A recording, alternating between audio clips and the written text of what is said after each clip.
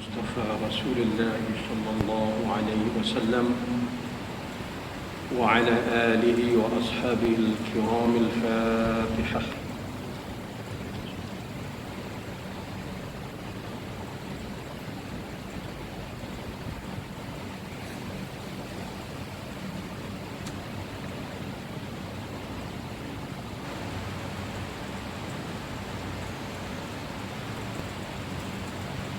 بسم الله الرحمن الرحيم. الحمد لله رب العالمين والعاقبة للمتقين ولا عدوان إلا على الظالمين، ونصلي ونسلم على رسول الله الذي بلغ الرسالة وأدى الأمانة ونصح الأمة وجاهد في الله حق جهاده. سبحانك لا علم لنا إلا ما علمتنا إنك أنت العليم الحكيم. رب اشرح لي صدري ويسر لي أمري واحلل عقدة من لساني يفقه قولي. اللهم زدنا علما وارزقنا فهما. السلام عليكم ورحمة الله وبركاته. Para jamaah yang dirahmati Allah, alhamdulillah kita mengucapkan syukur kehadirat Allah kerana pada malam ini kita dapat lagi bersama untuk menyambung siri pelajaran tafsir kita, insya-Allah.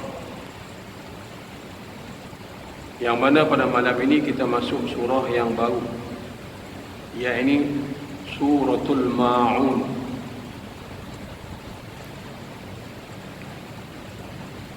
Dengan makna bantuan atau pertolongan. Surah yang diturunkan di Makkah, surah yang ke-107. Ayatnya sebanyak 7 ayat. Kita baca dulu ya, insya-Allah. A'udzu billahi minasy syaithanir rajim.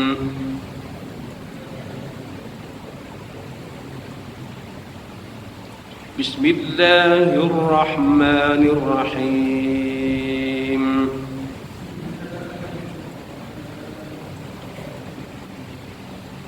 أرأيت الذي يكذب بالدين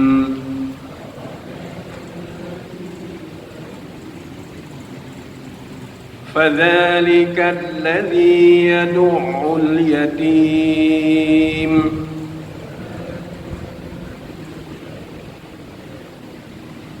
ولا يحض على طعام المسكين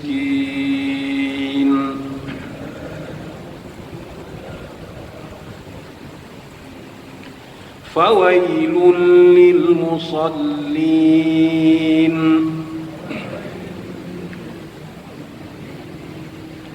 الذين هم عن صلاتهم ساهون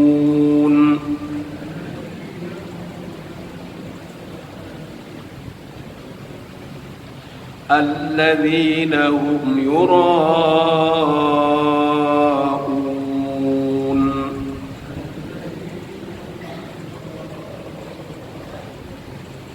ويمنعون الماعون.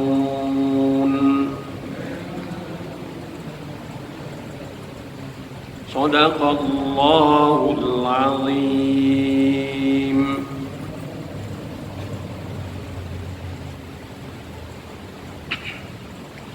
Dengan nama Allah yang Maha Pengasih lagi Maha Penyayang. Tahukah kamu akan orang yang mendustakan agama? Mereka itulah orang yang mengherdik anak yatim dan tidak membantu untuk memberi makan kepada orang-orang miskin. Maka celakalah orang itu sekalipun mereka menunaikan solat. Orang yang lalai dalam solatnya, yang berbuat riak dan enggan memberikan bantuan. Shadaqallahul azim. seperti mana surah-surah yang turun di Makkah, fokus perbahasan surah yang turun di Makkah ataupun surah Makkiyah ialah menanamkan persoalan akidah, tauhid, dan peranan suatu kesan tauhid itu dalam kehidupan. Kita lihat dulu di sudut bacaan tajwid surah ini. Ara'aita alladhi itu man asli, yukadzibu biddin, biddin man arid lissukun, fadzalika dza man asli, alladhi fadzalika alladhi man asli, yad'ul yatim, yad'ul yatim man arid lissukun, wala man asli, yahuddu ala man asli, ta'amil man asli, ta'amil miskin man arid lissukun. Kita jumpa tadi huruf isti'la pada ayat yang ketiga, wala yahuddu, dad. Kemudian ala ta'ami, ta juga adalah huruf isti'la. Kita akan sebut dengan sebutan yang kuat dan keras baru mendapati makhraj, tempat keluar huruf. Wala yahuddu ala ta'amil, dad dengan ta ada huruf isti'la. Dia tak boleh sebut sambil-sambil, dia kena sebut betul tekan sebutan baru dia keluar tempat makhraj. Fawailul, tanwin bertemu dengan lam, idgham bila gunnah. Tanwin ataupun nun mati bertemu dengan lam, hukumnya idgham bila gunnah. Huruf idgham bila gunnah ada dua, yakni lam dengan ra. Apabila tanwin atau nun mati bertemu dengan lam atau ra, dia jadi idgham, memasukkan bunyi tanwin dan nun mati ke dalam huruf idgham, ke dalam huruf lam dan ra, tak boleh dengung. Fawailul lil musallin, musad, sad termasuk dalam huruf isti'la. Fawailul lil musallin, sad. Musallin man arid lissukun, alladhi man asli. Nahum, mim mati bertemu dengan ain, izhar syafawi. Nun mati bertemu dengan ain, izhar syafawi, tak boleh dengung. Alladzina hum an, nun mati bertemu dengan sad, jadi ikhfa, menyembunyikan bunyi nun mati daripada bunyi asal. Alladzina hum an, dengung, nun mati bertemu dengan sad, huruf ikhfa, maksudnya menyembunyikan bunyi asal nun mati. Huruf ikhfa ada 15. Ta, sa, jim, dal, zal, zai, sin, shin, sad, dad, ta, za, fa, qaf, kaf. 15. Bila nun mati atau tanwin bertemu dengan huruf yang 15, jadi hukum ikhfa, dengung baca. Alladzina hum an salatihim, mim mati bertemu dengan sin, ikhfa, izhar syafawi, yakni mim mati bertemu selain mim dan ba, jadi izhar syafawi. Sahun, mad arid lissukun, Alladzina, mat asli alladzina, hum, mim mati bertemu dengan huruf ya, juga izhar syafawi, tak boleh dengung. Alladzina hum yura'un, ra'a, mad wajib muttasil, huruf mad yang berekor atas tu bertemu dengan hamzah, dan pertemuan ini berlaku dalam satu kalimah, dipanggil mad wajib muttasil. Panjang bacaan kita baca 5, alladzina hum yura'un,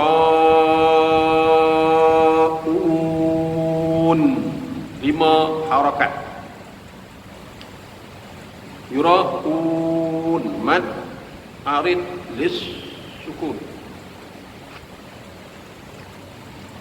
Wa yamna'u, na wa yamna'u, mim mati bertemu dengan nun, juga izhar syafawi.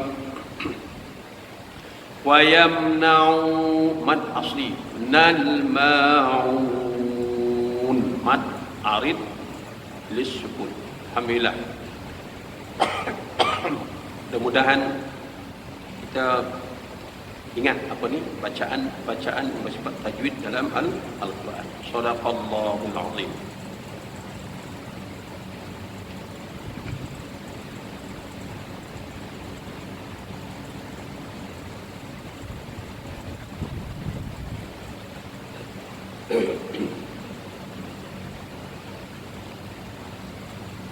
Surah Al-Ma'un. Maksud Al-Ma'un ialah bantuan, pertolongan.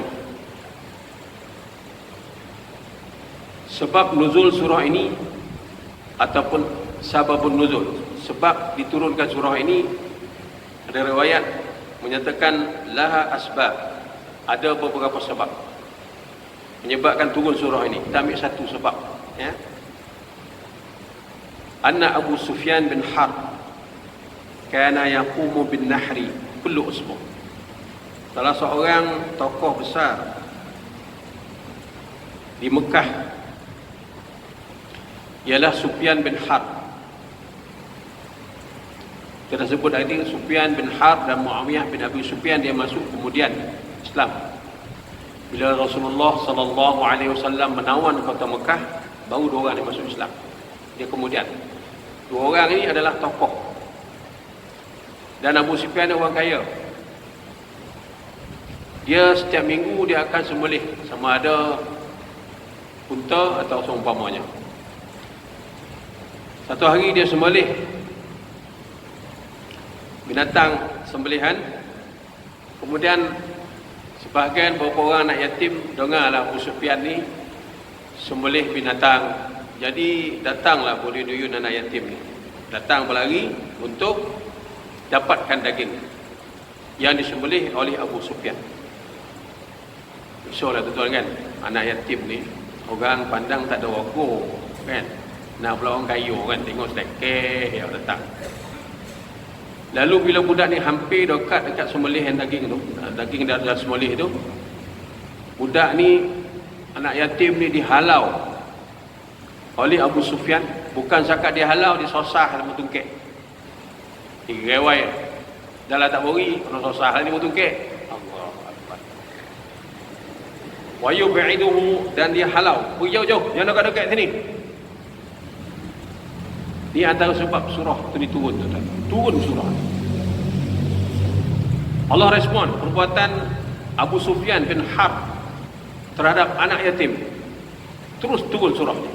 Ara'aital ladzi yukadzibu biddin. Allah terus labelkan. Ara'aita, adakah kamu lihat, asal maknanya dengan maksud ata'rifu, kamu semua tahu tak siapakah orang-orang di kalangan orang Islam yang dah masuk Islam, dah beribadat, tetapi perbuatannya menunjukkan dia seorang pendusta yang mendustakan agama, yang ini mendustakan, tak percaya pada adanya hari pembalasan terhadap perbuatannya atas dunia. Terus ya, ara'aital ladzi yukadzibu biddin. Dan kata Imam Fakhrul Razi dalam kitab Tafsir Al-Kabir, ayat ini dimulai dengan alif istifham, tanda tanya, tanda soal. Ara'aita, tidakkah kau tengok, tidakkah kau pernah tahu, tidakkah kau fikir? Istifham, tanda tanya. Dalam bahasa Arab, istifham, tanda tanya ini digunakan khususnya dalam Al-Quran berbagai-bagai tujuan, ikut konteks ayat. Dalam konteks ayat surah Al-Ma'un ini, tanda tanya, Allah Subhanahu wa taala sebut, ara'aita, adakah engkau pernah lihat atau engkau pernah fikir? Istifham di sini kata Imam Fakhrul Razi ialah istifham lil mubalaghah fi ta'ajjub. Tanda tanya di sini Allah nak mempamerkan sifat heran dia kepada perbuatan manusia yang sedemikian. Itu tujuan istifham dalam ayat ini.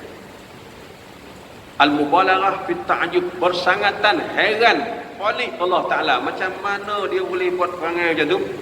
Itu maksud ara'aita. Maksud dia jenis-jenis perbuatan orang macam ni menghina anak yatim dan seumpamanya adalah satu perbuatan yang dikutuk, yang dibenci oleh Allah Subhanahu wa taala.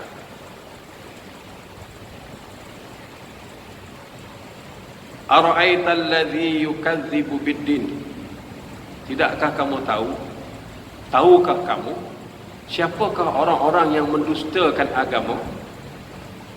Mendustakan agama di sini maksud dia tuan-tuan, dia tak yakin, dia tak percaya adanya hari pembalasan di akhirat terhadap amal yang dia buat atas dunia, khususnya perbuatan dosa. Yang kedua, Allah kata fadzalikal ladzi yad'ul yatim. Antara contohnya perbuatan orang yang mendustakan agama, orang ni sebenarnya tak pegang agama, ialah menyakiti anak-anak yang yatim. Terlihat di sini tuan-tuan, dalam surah ini Allah Subhanahu wa taala highlight kat kita anak yatim ni special case. Dia Allah make case. Penjagaan, pemeliharaan, tu sebab Allah tegah dengan keras menyakiti anak yatim. Yang ketiga, wala yahuddu ala ta'amil miskin. Tak nak bantu orang-orang miskin, orang-orang susah. Jadi dua perkara ini, dua ciri ini, ada ciri orang-orang di sisi Allah, orang ni tak pakai, bohonglah, nama yang pegang agama, tapi sebenarnya perbuatan menunjukkan dia tak percaya kepada Allah, tak percaya kepada balasan Allah.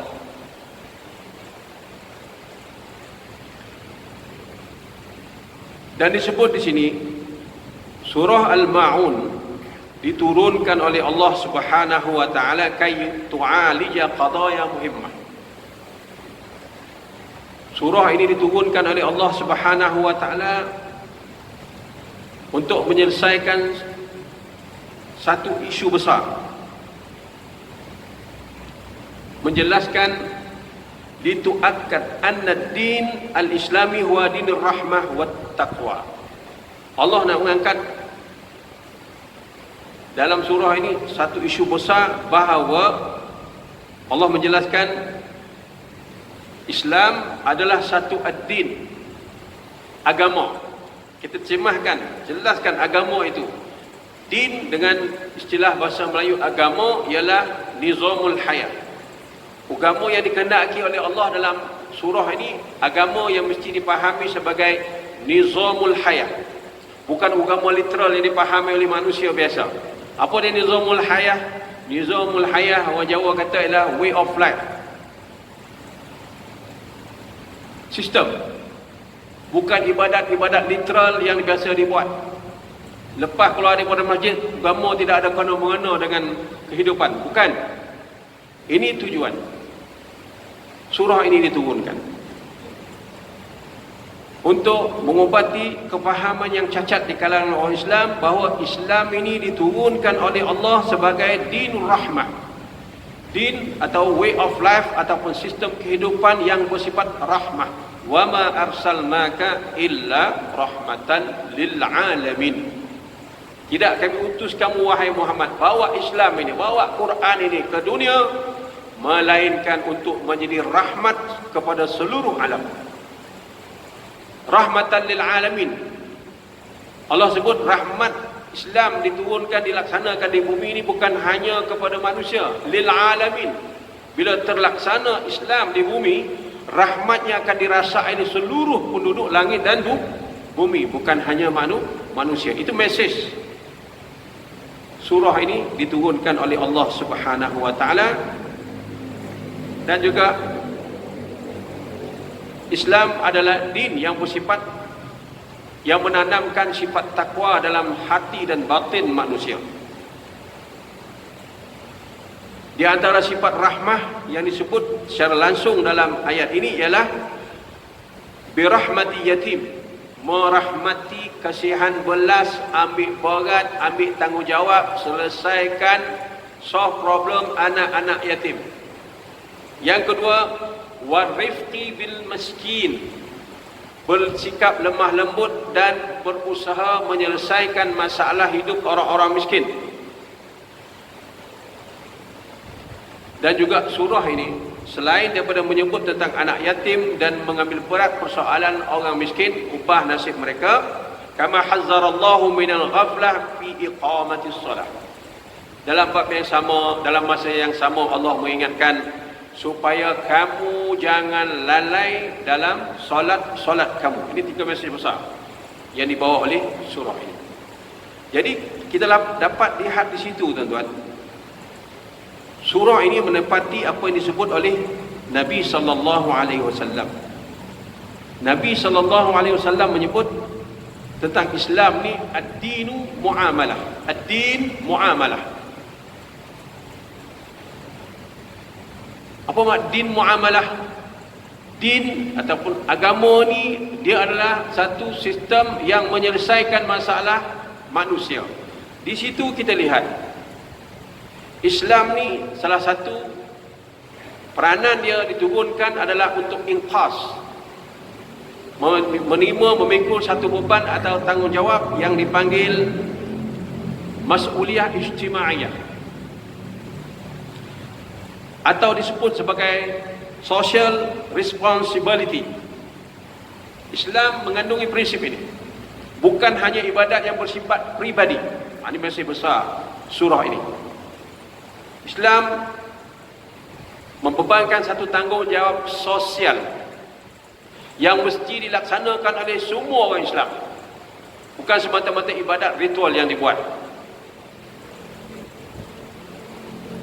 Oleh kerana itu, bila Nabi sebut ad-din muamalah, din ini adalah menyusun kehidupan. Muamalah ni manusia masing-masing ada tanggungjawab, responsibility terhadap tanggungjawab sesama manusia.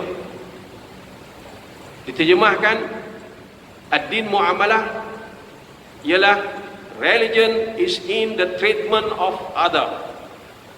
Dalam kamus diterjemah macam tu. Ini satu tanggungjawab yang mesti diimani oleh semua orang Islam melalui ayat dan surah. Satu tanggungjawab. Bukannya kebajikan boleh buat, boleh tak buat. Tidak. Ini satu tanggungjawab. Mengabaikan tanggungjawab sosial ini disebut oleh Allah Ta'ala yukadzibu biddin. Mereka adalah pendusta, bohong, cakap yang nak agama, lahiriah nampak agama. Tapi bila ada pengabaian terhadap dua perkara ini, anak yatim, mengabaikan nasib orang miskin, Allah terus labelkan yukadzibu biddin, kamu pendusta. Allahu Akbar. Ini tegas, ini keras ya. Arahan ini sangat keras. Maksudnya supaya kita ambil tanggungjawab melihat dua perkara ini adalah seiring dengan solat. Bila kita solat, dua perkara ini mesti diusahakan.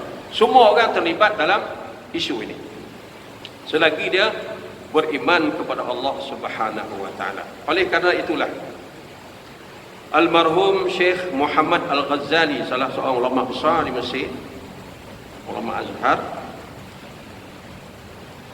dia menyatakan bahawa ahlud din yata'arrafuna ala hajatil akharin.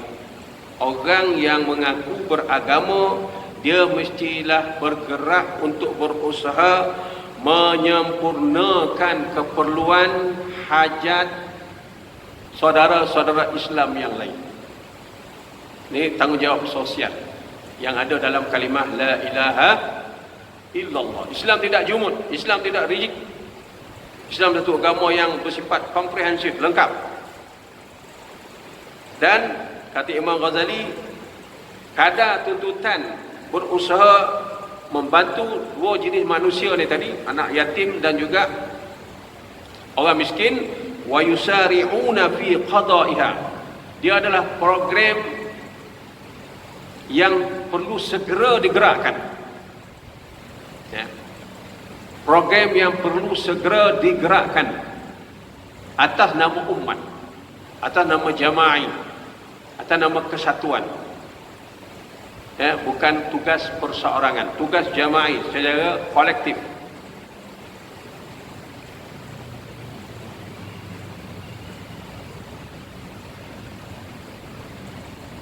Dan tugas ini Jadi kata faddin ma'ad dhaif hatta yuqawi. Islam ini dibawa oleh orang beriman, dia mesti memperkokohkan saudaranya yang lemah. Wa ma'al faqir hatta yastaghni. Dan orang yang fakir perlu ditampung, kehidupan mereka diusahakan dengan berbagai-bagai cara. Wa ma'al yatim hatta yakbiru ma'al haim hatta yastaqir. Dan anak yatim dipastikan ada pihak-pihak yang mengambil alih tugas ini untuk memelihara mereka ataupun mendidik mereka ataupun memberi keperluan-keperluan hidup terhadap mereka. Ini pendapat daripada Imam Muhammad Al-Ghazali rahimahullahu ta'ala. Kita lihat apakah huraian muqaddimah surah ini. Ara'aital ladzi yukadzibu bid-din fadzalikal ladzi yad'ul yatim wa la yahuddu ala ta'amil miskin. Menurut tafsir Zilalul Quran oleh Syahid Said Qutb, dia kata hazihi surah tu'aliju haqiqatut tuhmah. Surah ini dia kata menjelas dan menyelesaikan satu isu yang sangat besar, yang mana bila turun surah ini, kata Syed Qutb, mengubah tanggapan persepsi orang Islam selama ini yang memahami Islam yang tidak sempurna. Dia kata mengubah secara hampir-hampir mengubah secara total fahaman orang-orang Islam, supaya melihat agama yang ada ini tidak seperti mana agama yang dipahami selama ini. Sebab surah ini, kata dia, bukan hanya semata-mata mengajar laisa bimazahiril ibadat. Bukan hanya surah ini mengajar semata-mata ibadat yang dipahami oleh kebanyakan orang. Semayang, puasa, zakat, haji, pergi surah, pergi masjid, sampai baik-baik sikit-sikit selesai. Dia kata bukan, surah ini mengubah secara total fahaman-fahaman yang singkat seperti itu terhadap agama ini, yang bukan semata-mata ibadat ritual. Dia adalah din, way of life, sistem. Di surah ini dia mengubah pandangan orang-orang Islam, kebanyakan orang Islam, supaya melihat balik bahawa Islam bukan begitu, kata Syekh Qutb. Islam selain daripada dia lahir daripada niat yang ikhlas dalam hati tiap-tiap orang, dan wa tajarrud. Tajarrud ni apa, tuan-tuan? Tajarrud ni, tuan-tuan, kita akan jumpa dalam istilah tasawuf maqam tajrid. Maqam tajrid ni, tuan-tuan, si Qutb guna istilah ni. Maqam tajrid ni dia bukan maqam orang awam dah. Maqam orang awam ni dalam tasawuf, dia masih lagi memegang asbab, sebab musabab.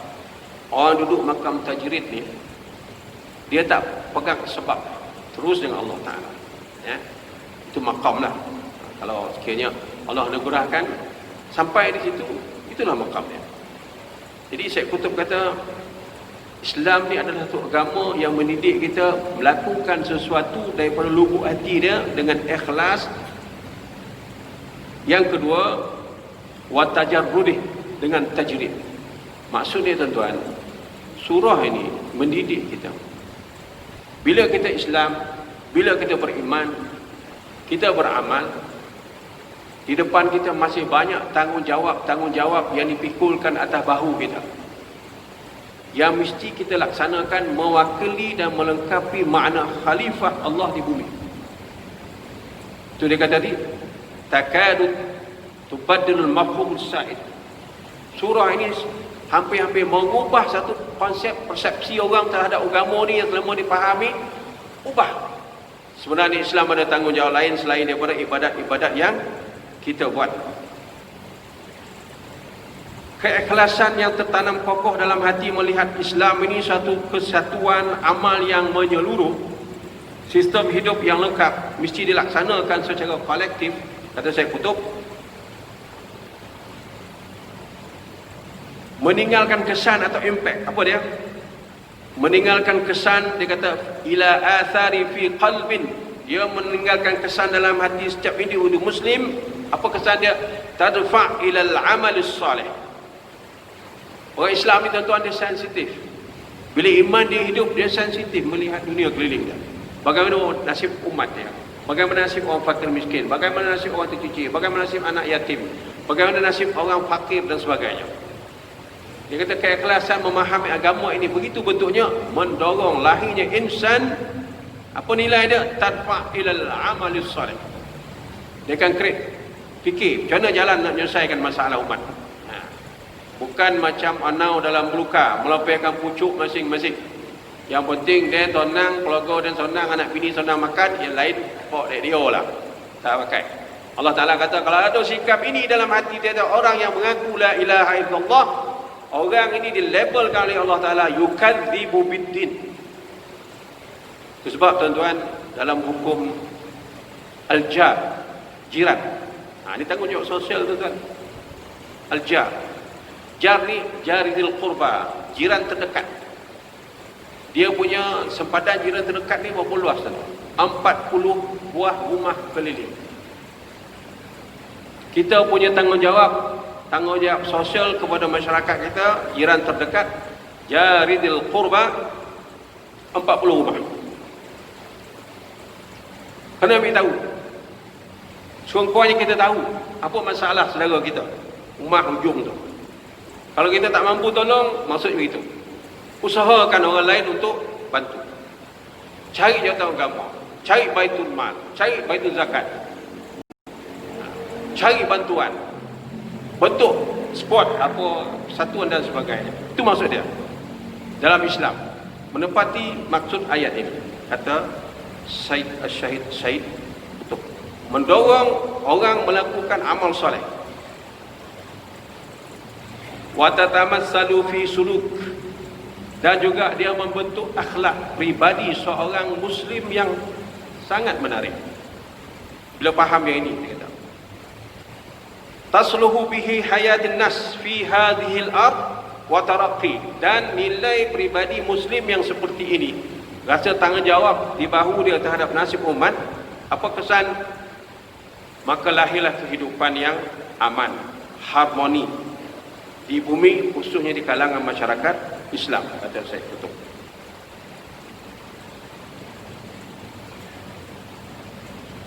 Naklah dipahami, kata Syed Qutb, innama hadzal din manhaj mutakamil, laisa ajza' wa tafarik muwazza'ah munfasilah. Naklah kita faham, rentetan daripada maksud surah ini menjelaskan tentang Islam sebagai ad-din, sistem kehidupan. Islam juga dia kata manhaj mutakamil. Apa manhaj mutakamil tuan-tuan? Terpaku dalam pemikiran dan hati kita. Islam ni satu sistem yang lengkap. Itu maksud manhaj mutakamil. Manhaj mutakamil. Bila tengok masalah kehidupan bukan hanya di sudut tertentu ataupun bahagian-bahagian tertentu. Bila melihat insan, bila melihat muslim, bila melihat masyarakat Islam penyelesaiannya adalah secara menyeluruh, kata Syed Qutb. Sebab Islam datang sebagai sistem yang lengkap. Bermula daripada membentuk pribadi, membentuk keluarga Muslim, membentuk masyarakat Islam, dan step seterusnya ialah membentuk sebuah negara Islam. Itu mata rantai. Jadi di antara membentuk pribadi, membentuk keluarga Islam, membentuk masyarakat Islam, membentuk sebuah negara Islam, dia adalah merupakan rantaian yang mempunyai ikatan saling berkait antara satu sama lain. Dan di setiap step itu tadi ada tanggungjawab yang mesti dipikul oleh setiap Muslim, kata Syed Qutb.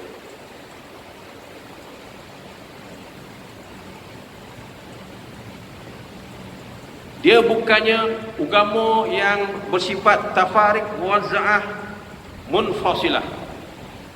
Kita lihat hari ni tuan-tuan, apa Syed Qutb sebut ni betul. Dia kata Islam ni bukannya satu agama yang dipahami secara cacat. Dah semayang, dah puasa, dah pergi haji, balik okey tu, clear lah. Itu maksud. Bukan itu dia kata.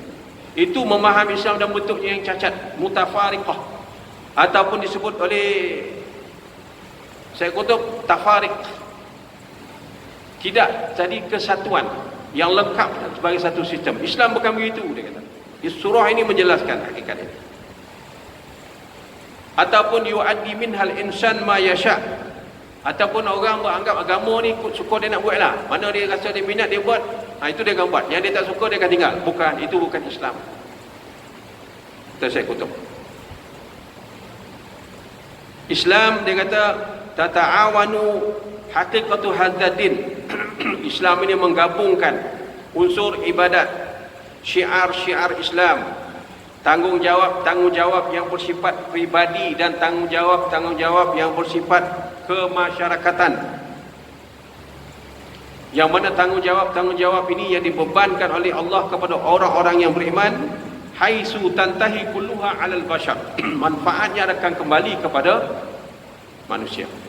Jadi jelas tuan-tuan, apa yang disebut oleh Syed Qutb ni tentang tuntutan surah ini. Dia mengubah satu pandangan baru dalam kehidupan ini supaya orang Islam move atas base yang seperti ini.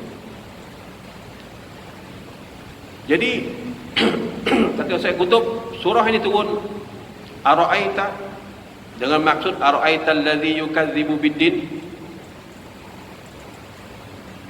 Kamu tahu tak siapakah mereka yang mendustakan agama? Tuan-tuan, surah ini ditujukan kepada kita semua, kepada orang yang dah Islam, kepada orang yang dah mengaku beriman, ditujukan juga kepada orang-orang yang sembahyang macam kita. Surah ini mesej dekat kita. Tanda tanya ini, kata Syed Qutb, seperti mana disebut oleh tafsir yang pertama tadi, adalah bermaksud hairan, takjub yang bersangatan, sebab orang yang tak memikul tanggungjawab terhadap tanggungjawab sosial, antaranya terhadap anak yatim dan terhadap orang miskin, mengabaikan, kata Syed Qutb, orang ini sebenarnya mendustakan, mukazzibina bil jaza.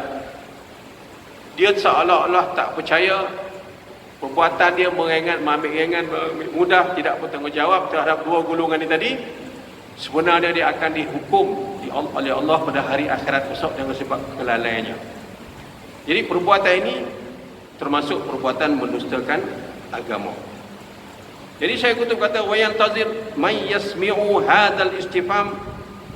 Jadi bila baca surah ini, kata Syekh Qutb, mesej dia perlu dipahami. Orang yang membaca surah ini, dia kata sepatutnya menunggu ke mana jatuhnya tuntutan surah ini. May yasma' hadzal kalam. Untuk siapa surah ini? Wajib mendengar. Dan ditujukan kepada siapa isyarat ini, tugas ini. Yang ketiga, kata Syekh Qutb, dan siapakah mereka ini maksudkan mendustakan agama yang dimaksudkan tadi.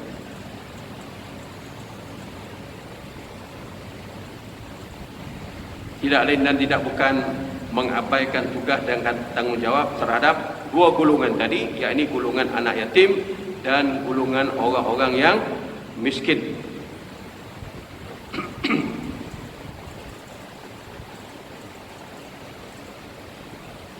Dan dia kata ini menunjukkan bahawa Islam bukan agama yang bersifat retorik, teori, cerita-cerita yang lunak-lunak semata-mata. Islam, dia kata, adalah satu agama yang menitik beratkan persoalan tanggungjawab, khususnya sesama insan, khususnya sesama orang-orang Islam.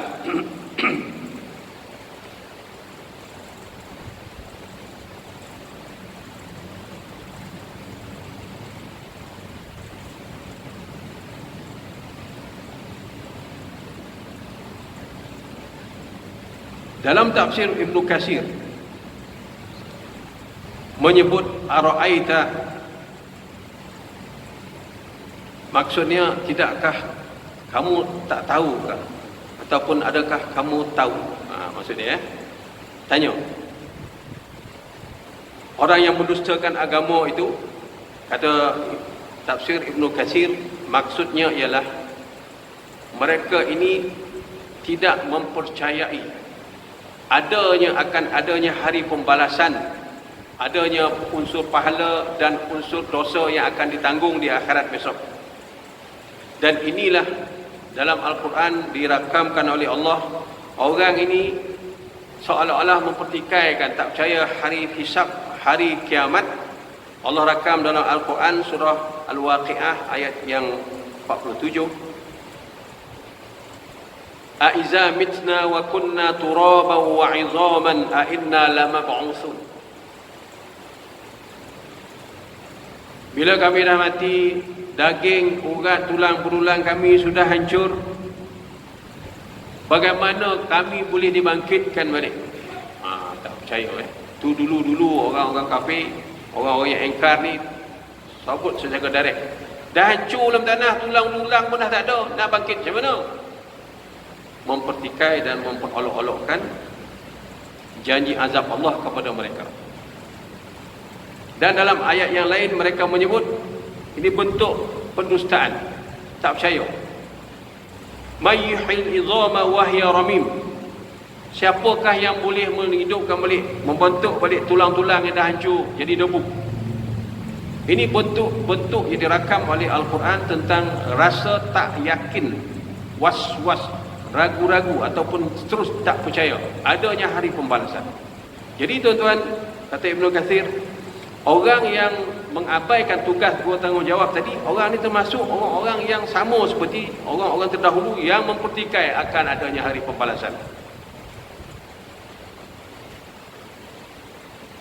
Dalam 3 ayat tadi tuan-tuan, ara'aital ladzi yukadzibu biddin fadzalikal ladzi yad'ul yatim wa la yahuddu ala ta'amil miskin. Dalam tafsir At-Tahrir wa Tanwir, kita lihat dia kata dalam 3 ayat ni dia menggunakan kalimah fi'il mudhari', present tense. Ara'aital ladzi yukadzibu, yukadzibu tu fi'il mudhari'. Yang kedua, fadzalikal ladzi yad'u tu fi'il mudhari', present tense. Yang ketiga, wala yahuddu ala ta'amil miskin, yahuddu wala yahuddu tu fi'il mudhari', present tense.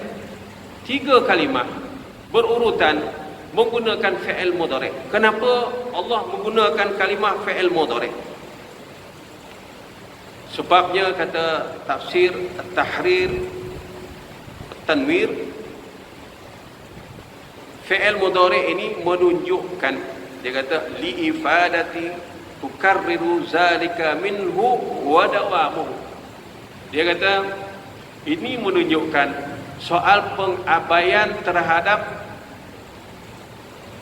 tanggungjawab membela anak yatim di kalangan orang-orang Islam dan tanggungjawab membela orang-orang miskin di kalangan orang Islam.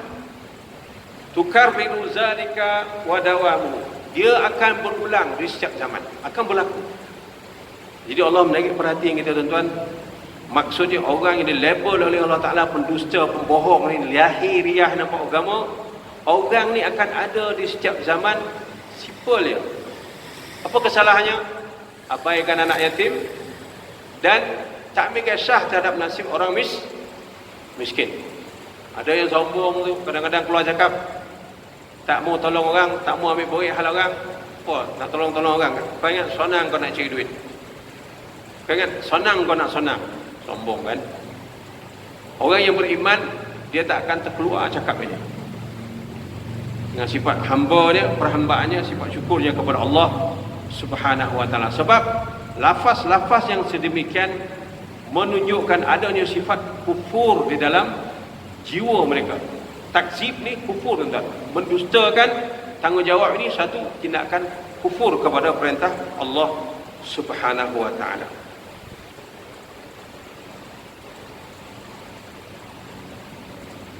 Dan apakah kesan? Mengaitkan keyakinan kita buat amal, laksanakan tanggungjawab atas dunia ni semata-mata yakin kepada adanya hari pembalasan. Apa kesannya? Dia kata di sini, huwal wazi' al-haq alladhi yaghrisu fi nufus juzurul iqbal 'ala al-a'mal as-salihah.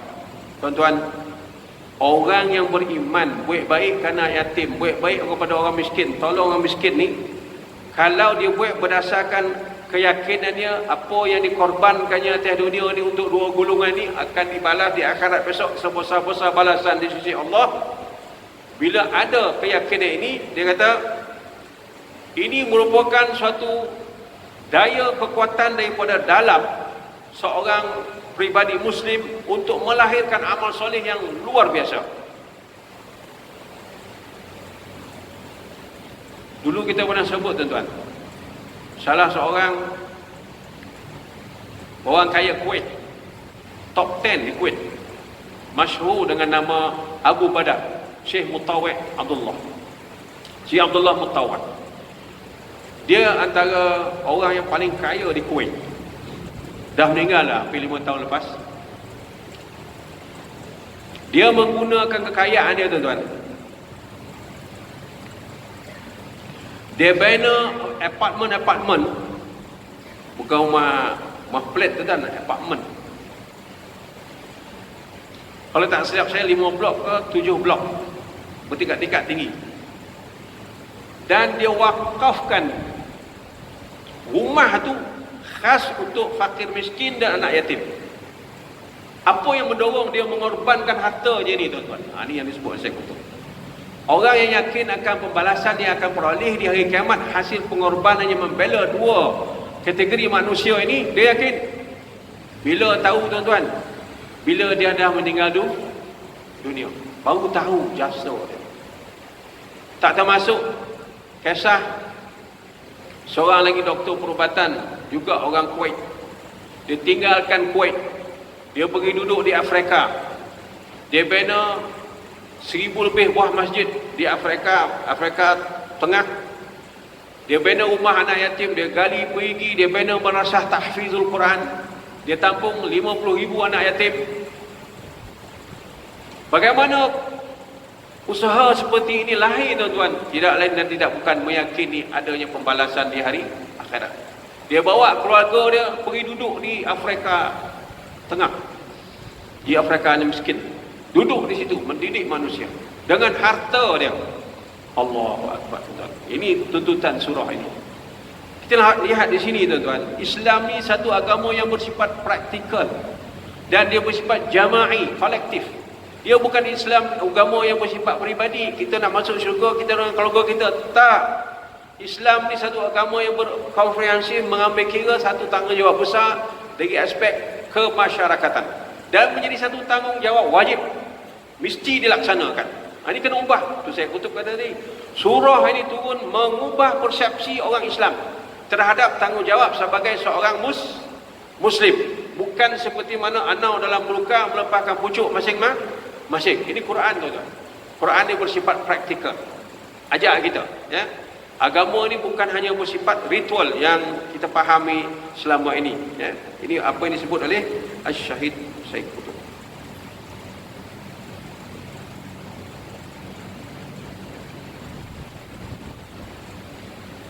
Jadi daripada keterangan mukaddimah ayat yang 3 yang pertama ni tuan-tuan, menjelaskan kepada kita tabiat ataupun sifat semula jadi Islam ini begitu sifat. Ya, bukan agama yang bersifat seperti ini agama-agama lain, agama hanya dalam gereja, agama hanya dalam biara, agama hanya dalam kuil. Luar kuil dia tak ada kena-mengena dengan kehidupan, tidak. Islam bersifat syumul, komprehensif. Dia menyusun seluruh aspek kehidupan manusia, daripada individu sampailah kaedah bernegara, sampailah hubungan antara bangsa. Itu Islam. Jadi surah ini membentuk satu kepahaman, persepsi yang jelas dalam kehidupan seorang insan. Di sana, di samping kita beriman, di samping kita melaksanakan tugas kita sebagai seorang hamba Allah, maka di sana ada satu tanggungjawab yang mesti digalas, yang mesti dipikul oleh semua umat Islam secara kolektif, secara ramai-ramai atau jama'i, supaya maksud ataupun maqasid tujuan Islam ini diturunkan tercapai. Itu dipanggil maqasid, tujuan-tujuan. Apa dia? Islam turun atas dunia ni antara dia ialah lihifzin nafs, memelihara jiwa manusia. Jadi disebut jiwa manusia mesti dipelihara, antaranya ialah jiwa orang-orang fakir dan jiwa anak-anak yang yatim. Itu salah satu maqasid tujuan Islam ini diturunkan. Jadi orang Islam kena memahami tugas ini, kan? Kita melaksanakan tugas ini, membangunkan umat ni tuan-tuan dalam apa saja segi masyarakat, di sudut perniagaan, di sudut ekonomi, di sudut politik, bukan bersifat reaksi. Dalam bahasa reaksi ini panggil raddul fi'li. Contoh senang ya tuan-tuan. Orang kita ni banyak buat package khususnya melibatkan orang ramai, orang Melayu, orang Islam. Dia buat tu dalam bentuk raddul fi'li. Bila ada ransangan baru buat reaksi. Contoh hari tu tuan-tuan, bila diwar-warkan DAP nak ambil alih Malaysia, DAP nak tukar gajo, keluar suatu package BMF, Buy Muslim First. Hari ni dah banyak. Mana boleh? Kita banyak bertindak dalam bentuk reaksi. Islam tak mau.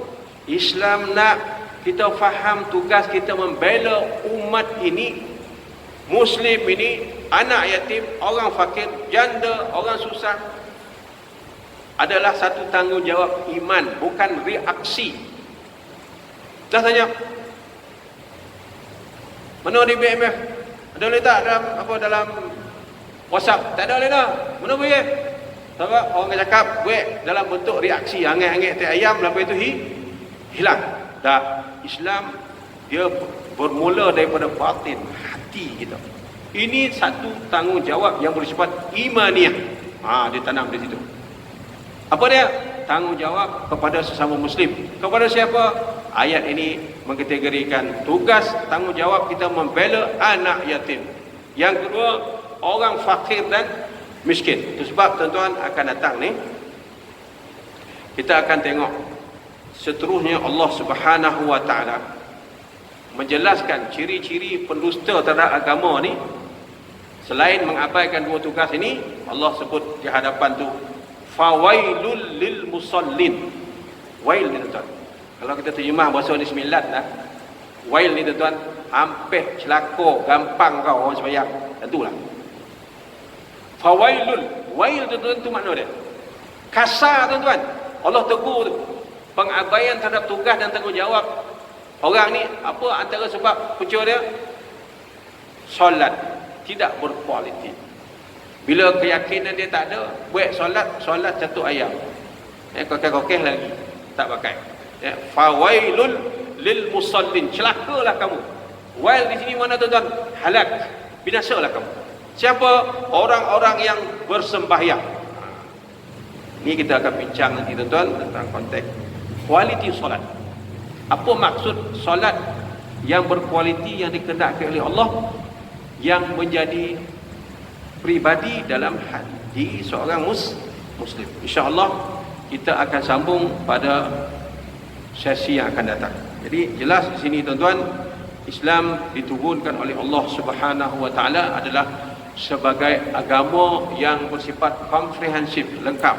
Dinul hayat, sistem kehidupan, mengambil kira tanggungjawab individu, masyarakat dan seluruh struktur masyarakat dan negara yang ada di mana-mana tempat dan di mana-mana zaman. Wallahu alam bissawab. Al-Fatihah.